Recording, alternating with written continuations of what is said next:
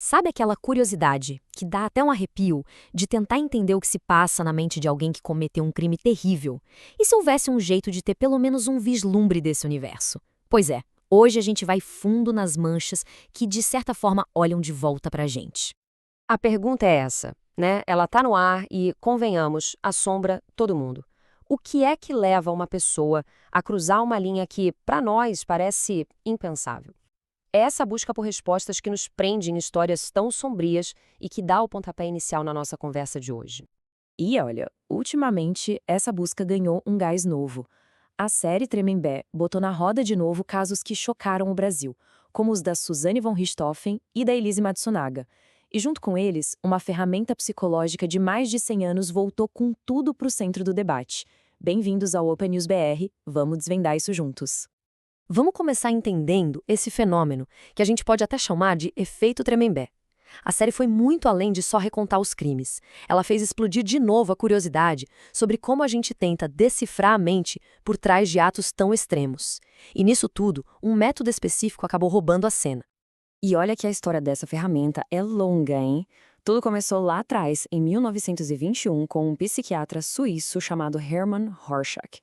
Com o tempo, o que era para ser um teste para distúrbios de pensamento foi virando uma técnica super complexa para investigar a personalidade. E agora, um século depois, o fascínio pelo true crime trouxe o teste de volta com força total. Tá, mas como é que esse teste funciona na prática? A lógica por trás dele é ao mesmo tempo super simples e de uma complexidade absurda. E tudo parte de uma única e famosa pergunta. A pergunta é só essa, simples assim. O que você vê aqui? Só que a resposta nunca é só, um morcego ou uma borboleta. O que está em jogo aqui é uma coisa muito mais funda. É a maneira como cada mente tenta, do seu jeito, botar alguma ordem no caos. E o motor que faz isso tudo girar é um conceito-chave da psicologia: a projeção. Pensa assim, é a arte de enxergar, do lado de fora, aquilo que está se mexendo aqui dentro. Quando a gente encara algo sem forma, ambíguo, a nossa mente usa o que ela tem à mão, nossos medos, desejos, nosso jeito de pensar, para dar um sentido àquilo. Mas é aqui que está o pulo do gato. O ponto que a cultura pop quase sempre deixa passar. O teste de Rorschach não é sobre adivinhar o que a mancha é de verdade.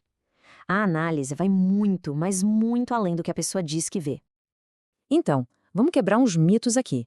O que o cinema vende? Que o teste é um detector de mentiras, um oráculo que revela segredos.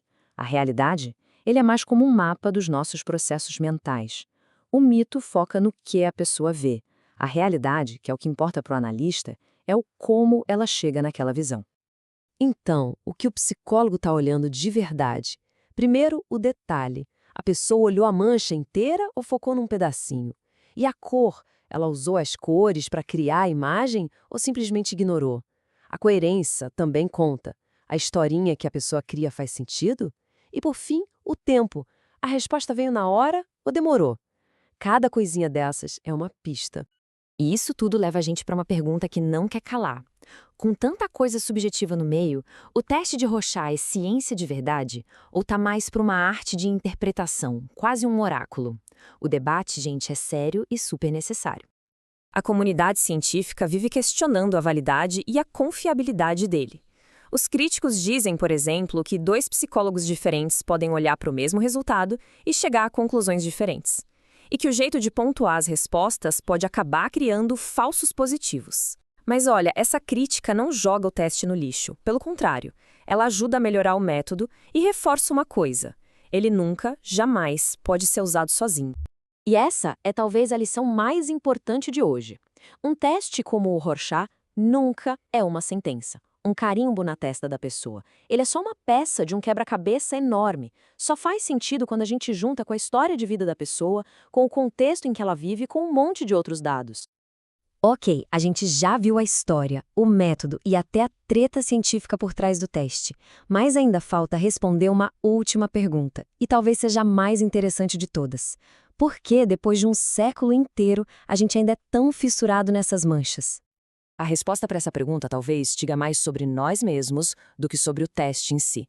Porque esse fascínio todo não é só uma curiosidade científica, ele é profundamente humano. No fundo, o Rorschach é como um espelho. Mas ele não reflete um segredo obscuro ou um monstro escondido. Ele reflete o jeitinho único que cada mente tem de tentar ficar de pé no mundo.